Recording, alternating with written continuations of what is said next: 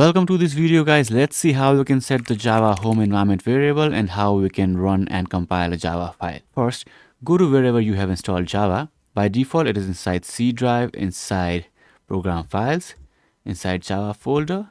Here you will see your JDK versions. Now I'll choose this one.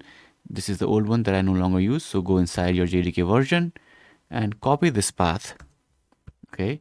Now press your Windows key and type environment variables, and you will see edit the system environment variables. Click on this and click on environment variables. Here you need to create a new variable. So this is a list of existing variables. So what you want to do is click on new and type java underscore home, and in the variable value paste the path. Click on OK, and now we have set the Java home variable, which is used by other applications. Okay, now click on OK. Click on OK. Now we have successfully set Java home environment variables.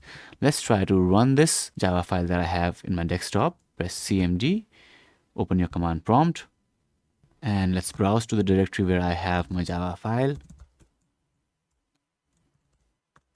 Now to compile it, just type java c and then hello world.java, and it will be compiled. As you can see, a class file is created. Now to run it, just type java and then your file name without anything. Hit enter, and as you can see, we have successfully run our Java file. So this is how you can add Java home variable in Windows 11. If you have any question, let me know in the comments below.